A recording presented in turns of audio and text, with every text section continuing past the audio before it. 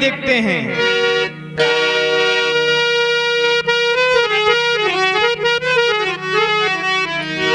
बोले 110 शीस स्वान की नाय,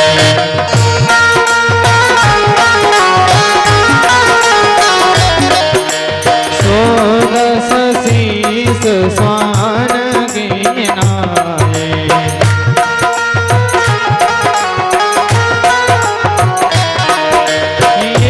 युत चितई चला बढ़ियाई,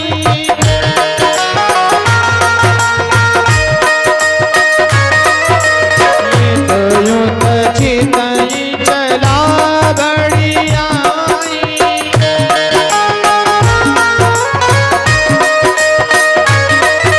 110 शीस स्वान की नाय।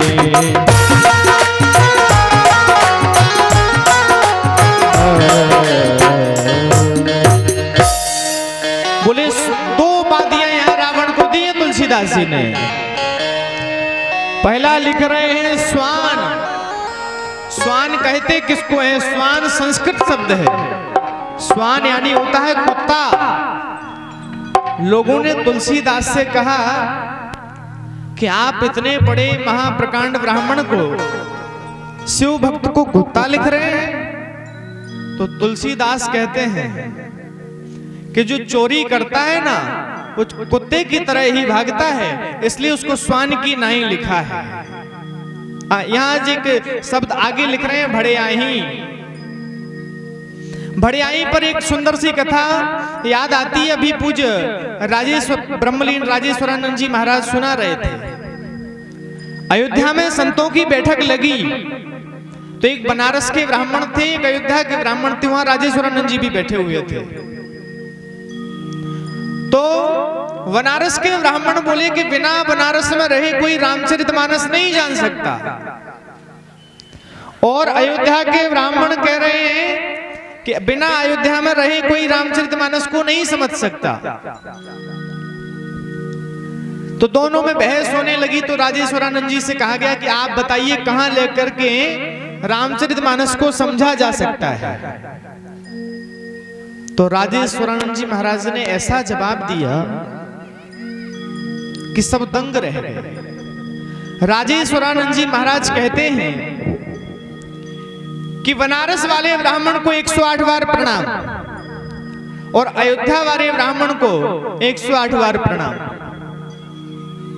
बोले बनारस अयोध्या तो हम नहीं कहते, लेकिन जो बुंदेलखंड में नहीं रहा वो रामचरितमानस को नहीं समझ सकता। क्यों नहीं समझ सकता? तुलसीदास जी का जन्म तो बुंदेलखंड में ही हुआ ना। जय भारत जय भारती, जय जय माता हुलसी, ओ बंदनीय बुंदेल धरा के, जय जय बाबा तुलसी। तो राजेश्वरानंद जी से कहा गया कि आप ना अयोध्या की कह रहे हैं ना बनारस की कह रहे हैं, तो फिर बोले आप, राजेश्वरानंद जी ने उससे कहा कि आप भड़िया जानते हैं? भड़िया किसको कहते हैं? तब बनारस क्यों ना अयोध्या के ने कभी भड़िया सुना ही नहीं है, वो क्या समझे भड़िया क्या होता? तो बोले आप रामचरितमानस समझ ही नहीं सकते। क्यों? बोले लिखा है रामचरितमानस में। बोले 110 शीस स्वान की नाई, इत्युत चितई चला भड़ियाही।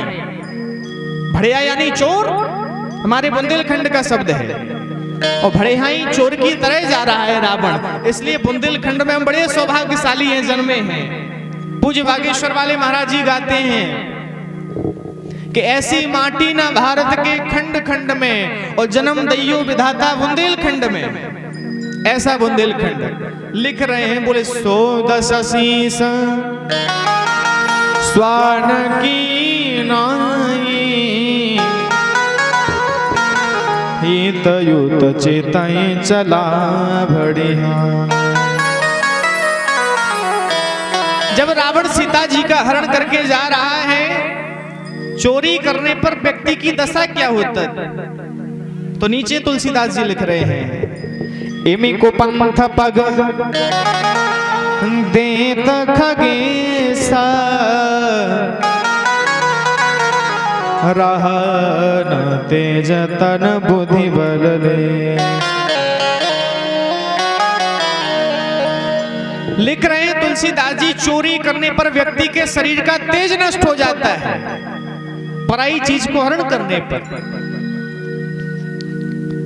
तो रावण की भी वही स्थिति हो गई। येमी कुपंथ पग देत खगेसा रहा न तेज तन बुद्धि, बुद्धि भ्रष्ट हो जाती है व्यक्ति की, तब ये काम करता है।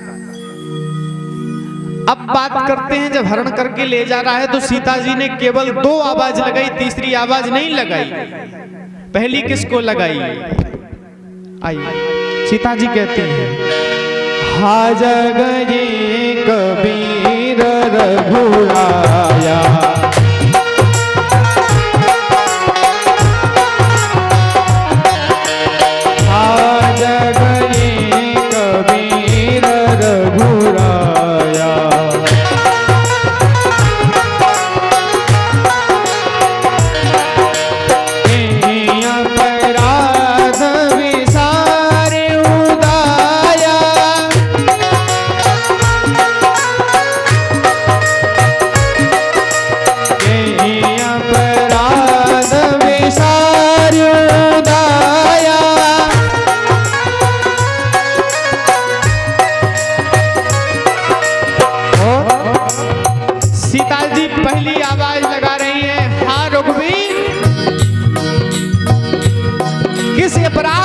मुझे त्याग रहे हो, आओ मेरी मदद करो।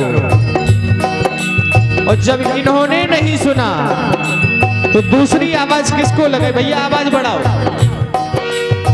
अगली आवाज लगा रही है सीता जी, हाल मन तुम्हारा नहीं दोषा,